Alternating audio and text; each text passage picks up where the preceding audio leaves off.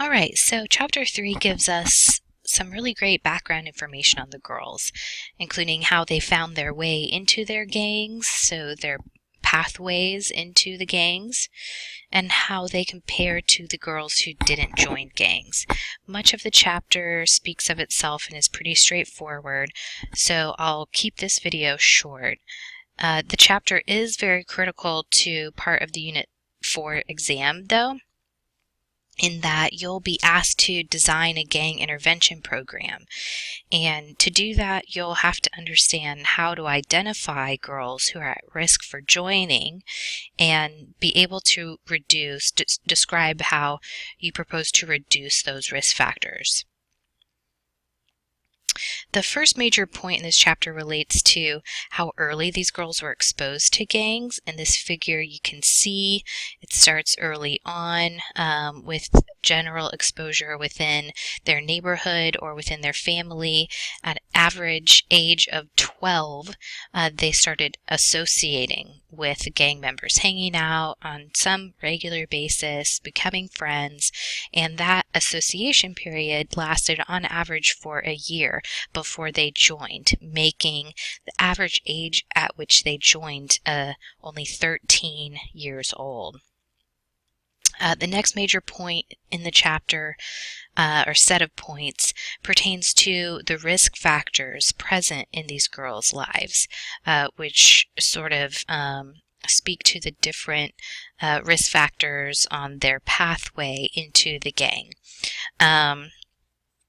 Now, these risk factors that she talks about sort of fall into three larger risk domains, and then specific risk factors fall into each one of those three domains.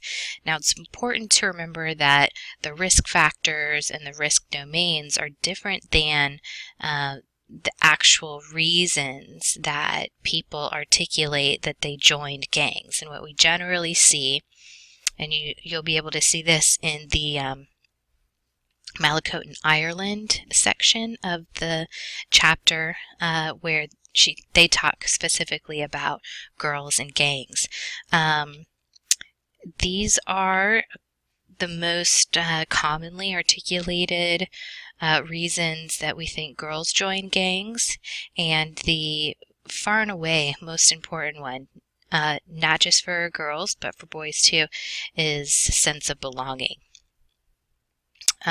That's more important. It matters more than all of these others, although they do matter. And then it's kind of stereotypical, but some folks have suggested that boyfriends recruit girls into the gangs, that the girls join because their boyfriends are in the gang or to get a boyfriend who is a gang member. So the different themes regarding joining, and these are the three risk domains. Okay, the first is neighborhood context. So basically, you just want to look at these huge numbers on the part of the gang girls. 96% of these at-risk girls who ended up joining gangs came from neighborhoods with a known gang presence, where the girls knew gang members lived on their street. Basically, that area was a known turf for a particular gang. And the number is much smaller, although still the majority of at-risk girls who didn't join gangs still lived in these neighborhoods. So we know it's not just what's going on in the neighborhood. There are some other possibly more influential factors, right? Like serious family problems, which is the second risk factor domain. Now, Miller defines this in a particular way by experiencing at least three different kinds of the family issues that you basically see listed here. There's, a few more specifics that are outlined in the book, but you see a very big difference, right? We're talking about almost 3/4 of the gang girls having serious family problems. versus only about a quarter of the non-gang girls. And you see something fairly similar here in terms of family influence. So we do know that family plays a role. A lot of times we think, or we hear, oh, if your parents are in a gang, then you're automatically in a gang, you're born into it, or your parents are going to push you to join the gang as well. And we didn't see that much in this study, or Jody didn't see that much of an intergenerational effect, so to speak. It had more to do with siblings who are in the gang, or cousins, sometimes aunts or uncles. And so you see, again, a pretty big difference between the gang girls and the non-gang girls. Now, what you see here is more of the words of the girls themselves, right? This slide shows how these girls tended to talk about these 3 different risk domains. So when you see these words of theirs, their statements that they made, you should be able to see how the risk factors are tied to reasons for joining. So in terms of neighborhood context, we heard the girls say they thought the gang would be fun, that this was a cool thing to do. Some of them talked about needing friends, especially if they had been moving around a lot, or they were new to the area. Here are some people who seem like they want to be around me, right? And they needed to belong to something, and that's where that sense of belonging piece comes into play. You also see they were very aware of the high presence and prevalence of gangs in their neighborhoods. In terms of serious family problems, you can see in what they say the sense of belonging that they believe they'll get by joining the gang. You can see that here based on how they talk so negatively about their families.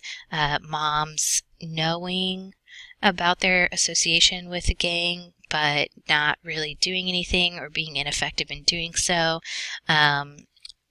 A lot of talk about running away, or being kicked out, or running away and then not being allowed to come back home.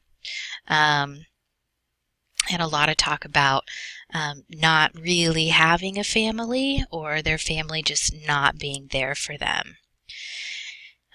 Versus then family members who actually were in the gangs having, a different influence there.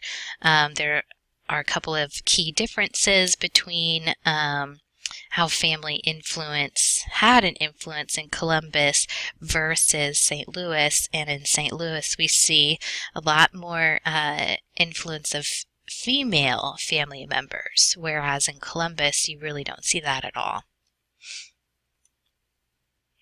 Now, the other piece of this that's really important to note is that these girls were at risk in multiple domains, right? 90% of gang girls were either had that family influence and the neighborhood context, or some other mixture of 2 of those, right? For all 3 dimensions, we're talking about 44% of the girls. And again, big difference between the gang girls and the non-gang girls. This figure is on, I believe it's page 38. And let me pull this down here so you can see the whole figure. She is basically trying to help you visualize the multidimensional risk, right? So the girls whose names are italicized report half or more of their friends being gang members. And so you see some of the girls who were not in a gang, right, over here, italicized, well, 1, right? And girls whose names appear in boldface have considered joining gangs. So looks like Teresa is really at risk in that regard. Now, she also talks about the non-gang girls' reasons for not joining. And even though they were much less at risk for joining, as you saw, some of them are fairly at risk, right? And have some real similarities to the girls who did end up joining. And basically, when you look at all of this, you just generally see the non-gang girls are defining gangs in a much more negative way, right? They're risky, they're dangerous, they're violent, it's not safe. They're worried about what would happen to them if they join. I think my favorite is the girls who talk about, it's stupid. This is stupid. Why would you do that? It has all these rules. They don't really mean anything. You're committing crime for sort of no reason. You are getting jumped in. You are willingly getting beaten. What is that about? Why would you do that to yourself, right? And a lot of students, I'm sure a lot of you, are thinking exactly the same thing, especially since these girls are so young. What are they thinking, right? And I do think that their age plays into that, right? They're not really thinking. They're not able to see in the future to the extent that older people are. And they probably see the immediate benefits that people close to them are talking about, and that's what plays the biggest role. It's easy to think that the bad things won't happen to you, or that there are plenty of bad things that already happen in your life, maybe because of the serious family problems going on, right? Very key thing to remember there. However, the girls who did not join the gangs did recognize some of the benefits. And that does suggest to us that there are some benefits, and it's not just all negatives. Perceived benefits, anyway. So I think that is going to do it for this chapter. Next, we will turn to just look at what's going on in Columbus, and then the next chapter after that is looking at just what's going on in St. Louis, and so we're going to go deeper into each of those areas.